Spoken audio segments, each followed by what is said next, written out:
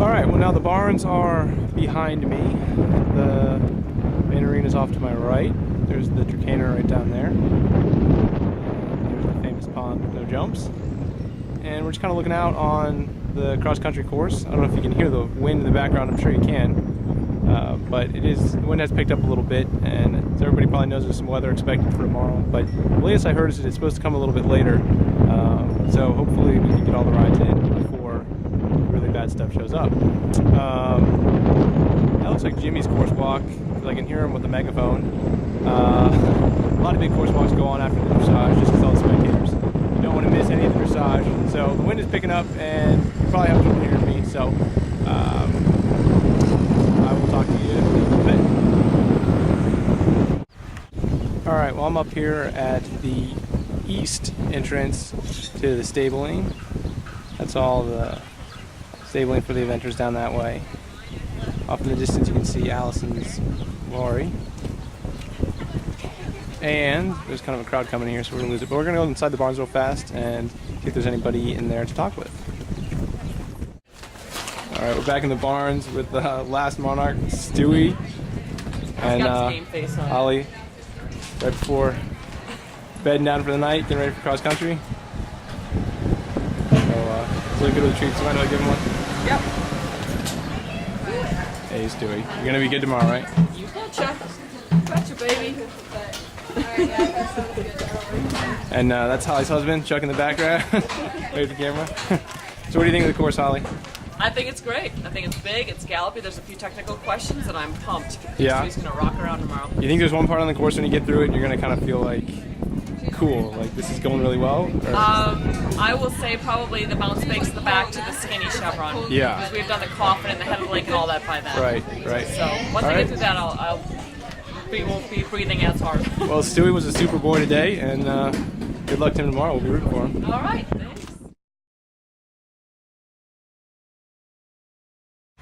Alright, well my camera is super low on batteries, but I just wanted to run out here and show everyone the first water complex, which is 6A, is that hog into water, right behind those folks. And then you have a pretty steep downhill, and then you hang a bit of a left, go to B, which is a duck, and then another left, you go uphill over that C, and you gallop on to 7 and the rest of the Rolex course. So my battery is really dead right now, but I'll go back and charge it and talk more from the trailer. I'm back at the Kentucky Horse Park, 5 syllables, campground, and I have just given my video camera battery a little bit of time to charge, and while it was charging I made a quick post that features links to some pictures and videos of today's action. The pictures are by Josh and Leslie of the USCA, who do a great job, so I'm more than happy to share that with all of you. So I will, you can see the little mouse cursor, it's right in the middle of the screen right now. It's going left down to a button called save, and once I press it, it's going to take a little while because I have a wireless card, but anyhow, it is going to publish it right up onto the Eventing Nation site. So that's kind of how we publish articles. There it says publishing. So, pretty cool. Alright, well because my video camera battery was dying, we only got a chance to chat with Holly and look around the barns briefly, but that's probably a good thing because everything in the barns is pretty tense and all the riders have their game face on, and even though there are conversations going around and people are kind of walking around and it may look pretty relaxed, you definitely can feel the tension underneath kind of all the activity back in the barns. The reason for that is basically here on out everything is a tense moment. There's always something looming in the riders' minds. Tonight, of course, you have the cross country. In the back of their minds, they're trying to think about the cross country or not think about it, or think about it in the right way. They're trying to either get to sleep early, or they're not able to get to sleep, and they're basically just trying to find the best combination of kind of mental and physical preparation, rest, whatever it is tonight that they need to go through to give themselves the best chance to get through tomorrow really, really well.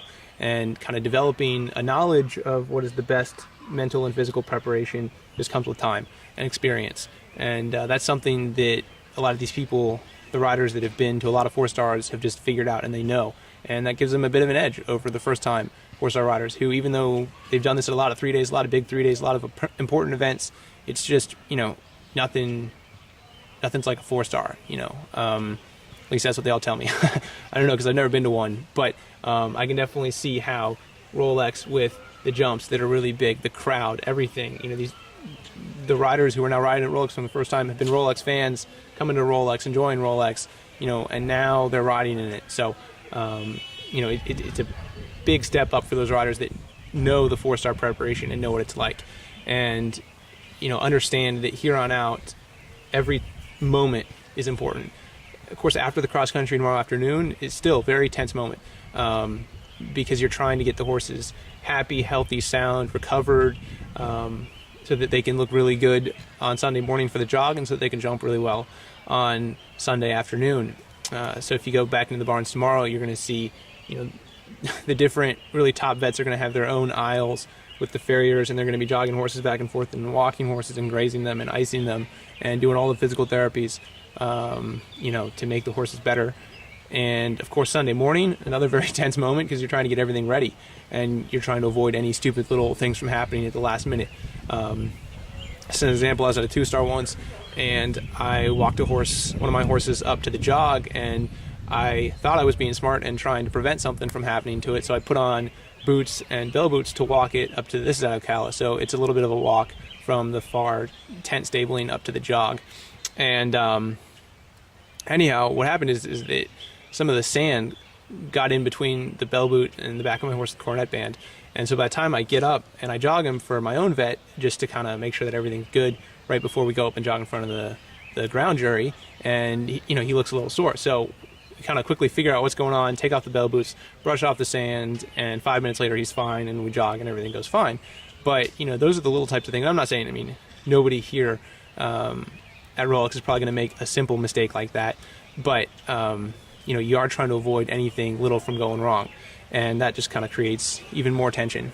And then obviously after the jog Sunday before the show jumping, it's you're getting ready to go in front of those grandstands and jump and compete to win Rolex. So the point is that from here on out, it's a mental toughness game, and every moment matters, and how riders know how to deal with those tense moments is really going to affect their performance and how well they do. And so hopefully that gives everybody a picture of kind of what's going on in the riders' minds and whatnot. And hopefully that's kind of lets everyone see that behind just the ride that you see out there on Saturday and Sunday, that there's a lot of mental and physical preparation that goes into it. So this is a pretty long clip, and I'm glad I got through it without making too much of a fool of myself. And I guess this kind of is the sign out for this evening. Take a look at the site right now, and we got the little Twitter thing going. Here's my post from last night titled "The Worst Rolex Video Ever," and we got a lot of great comments. Buster Brown makes awesome videos, so it meant a lot when he commented and said to keep up the videos. So anyhow, because we got so many great comments on this post, it really encouraged me and made me make the second one. So keep learning, keep working on it, keep trying to make them better. But I hope everyone enjoys this one, and we'll see y'all tomorrow.